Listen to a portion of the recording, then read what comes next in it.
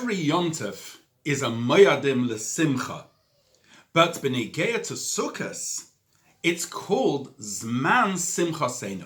So on every Yontef there's an element of Simcha, but on Sukkos, it itself is called Zman Simchasenu. Shavuos is Zman Matan Terasenu, Pesach is Zman of Cherus, but Sukkos is a Zman Simchasenu, a time for Simcha. In fact, in Yalkut it says there are 3 expressions in the Torah of Simcha in relation to Sukkos. It says, V'samachta b'chagecha, v'hoyisa ach sameach, u'smachtem lifnei Hashem Elokeichem shivas yamim. And in addition to all that Simcha intrinsically in the Yontef, you have also the Simcha of the Simchas Beis HaShayeva, which the Gemara says, Mish le'ra Simchas Beis HaShayeva le'ra Simcha b'Yom. Somebody who has not seen the joy of the Simchas Beis HaShayeva has never seen Simcha in their lifetime. And in fact, we have something which is special in Golus, which was not even by the Beis HaMikdash.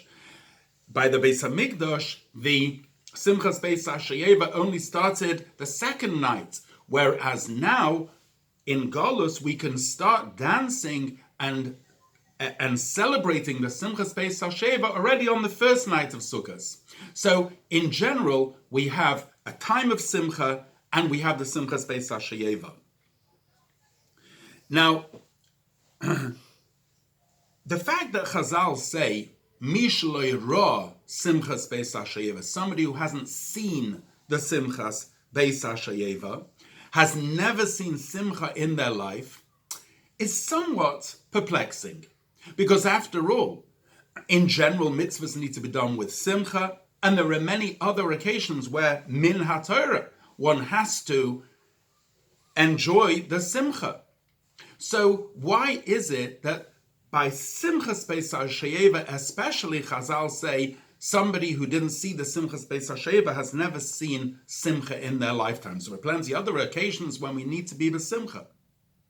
The answer is, in the diuk, in the word, Mish lo yira, somebody who didn't see the Simchas Beis HaShayeva.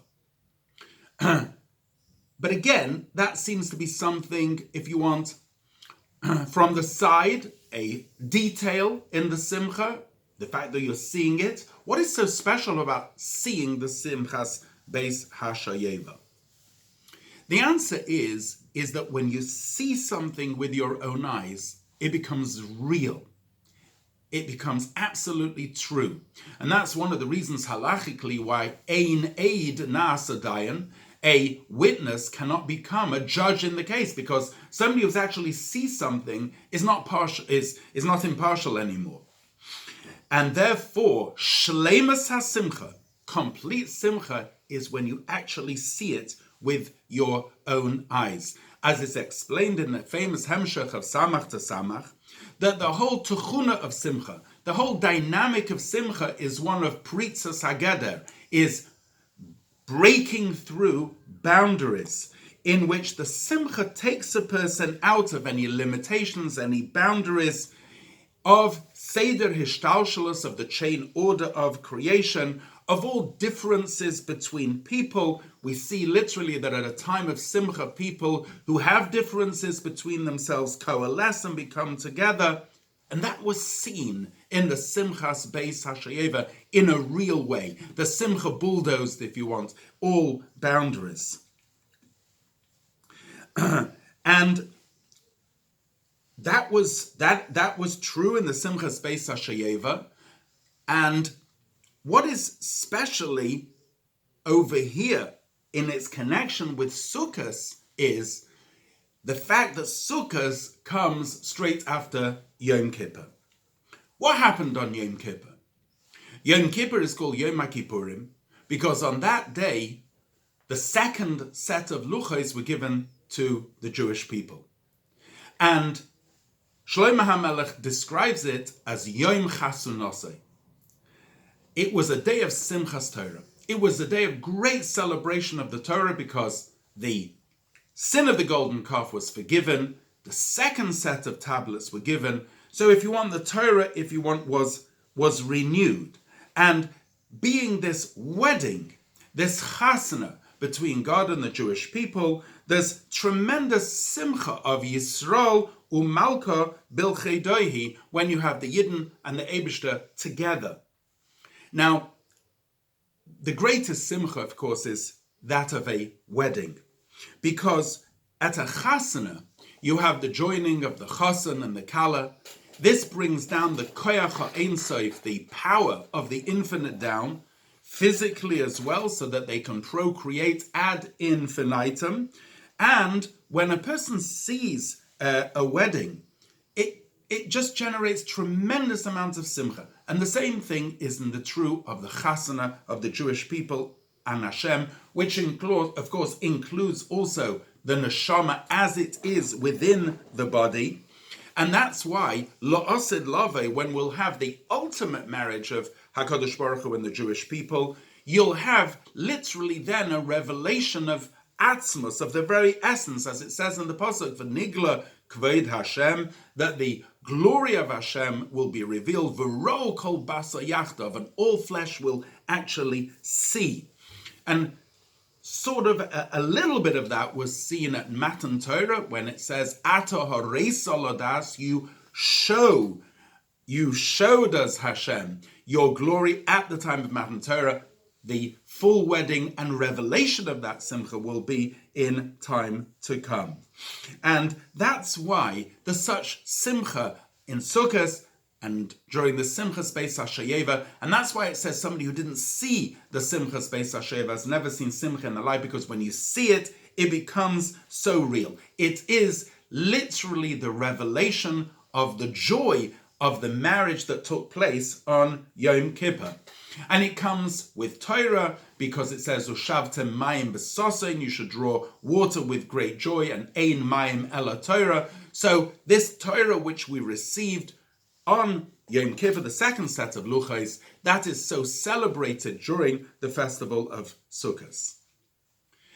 And especially so in the year Tavshin Nun. The Sicha was the Sicha of the Yemei HaSukkos of Tavshin Nun, the year of Nisim, as it says, Orim Nisi al HaHorim, which is the idea of a miracle, is also the idea of Pritzas Hageder, breaking through any boundaries. And therefore, said the Rebbe, that on this Sukkos and in Simchas Beis HaShayeva, it should be a Simchas Beis HaShayeva of Oifhoiben, of literally lifting up, just like a nest lifts up. So too, this year, Simchas Beis HaShayeva, should be one where you lift yourself up, you lift your family up, you lift the portion of the world around you up, higher than you were beforehand. And through this tremendous additional simcha, one lifts the atmosphere so much that it changes even the nature of the street. The simcha spills over into the street, into the public domain, and that will continue until the simcha of the Geula. And especially so this year, when the first day of Sukkos is on Shabbos. And it says Shabbos itself is connected with Simcha, as it says, Uve yoim simchaschem, and Chazal say, Elu ha-Shabbosos, Shabbos is a day of joy, and especially because on this Shabbos, the Shir Chumash, which we read in the Shabbos, is Shvi in Parshas V'Zois HaBrocha, where we have the Siyum of the entire Torah. On Shvi, we read right till the end of V'Zois HaBrocha, which is Le'enei Kol Yisrael, the very end of the Torah, and therefore, Oisin Simcha L'Gemara Shel Torah, because it's in the Shir Chumash, we make a tremendous simcha because we've actually finished reading in the Shir Chumash the Torah on this Shabbos. And that is already hinted to at the beginning of the Shir, where it says, Vayal Moshe me'arvis Moav el Har Nevoy. That Moshe went up from the plains of Moav onto the mountain called Nevoy. And it's explained that Nevoy is made up of two words, Nun, Boy. That mountain has Nun, which is the number 50, which is the idea that Moshe reached the 50th gate of understanding. Now we know that Simcha is connected with bina, with understanding. Eim habonim semecha. But that is all in koichas hagluyim. That's because bina is the idea of understanding. When a person perceives, that brings them tremendous joy. But that's all in one's revealed soul powers. However, it's explained that the complete simcha is when you have samach to samach reim ho'ahuvim, which is a simcha lemaila, which is higher than any parameters. That's the simcha which is brought down by the simcha of nisuin, of the marriage, and that's the revelation of the Shar Hanun, of the 50th gate, which is that of Keser, which is higher than Bina, until Atzmut itself. And since every single Yid has a nitzos, a spark of Moshe Rabbeinu inside them, therefore that Shar Hanun, that 50th gate, is brought down into each and every individual over Sukkos. And of course, from the first day of Sukkot, Malim B'Kodesh, we always go up in matters of holiness. From the first day of Sukkot, you go to the second day of Sukkot, where you have Kiflayim L'Tushia, where you have a double portion, both in quantity, and also in quality. The idea of Sheni being from the word Mishnah, a doubling up, and also being from the word Shinun, which is the idea of Charifas, sharpness. In other words, on the second day, it's much more focused and it's much more freilach. And from there we go to the third day, where you have a Chazaka. It's established already, the Simcha, and that's connected with the Beis HaMikdash HaShlishi, which is a eternal Beis HaMikdash, and after which there will be no more Galus. And that's also all connected with the Ushpizan, with the spiritual guests that we have on Sukkot, both the ones mentioned in the Zohar, which are the Aves, Avram, Yitzchak, and Yaakov, and so on and so forth, and also with the Chassidish Ushpizan, starting from the Baal Shem Tov, all 14 of them coming every single day, although each day one of them leads. So on the first day, of course, we have Avraham Avinu and the Baal Shem Tov. Now, the avodah of Avraham Avinu was that of Hachnosas Orchim, was the idea of Gemilas Chasadim. And the Baal Shem Tov was also all about doing a tova, doing a favor for another person. As we say, a Baal Shemska Hanhoga, going with a conduct, if you want, conducting ourselves like the Baal Shem Tov, which is a miraculous way of doing things, and that's how it should be this year. And then we go to the second day, which is Yitzchak Avinu and the Maggid of Mezrich, which also had a miraculous sort of touch to it, in the sense that neither left their place, both of them stayed where they were, and all their mushpoim, the people who they had connection with, and their talmidim came to them. And of course, the first chasna which the Torah speaks about is that of Yitzchak and Rivka, and hence we have the extra dimension of the simcha of the chasna.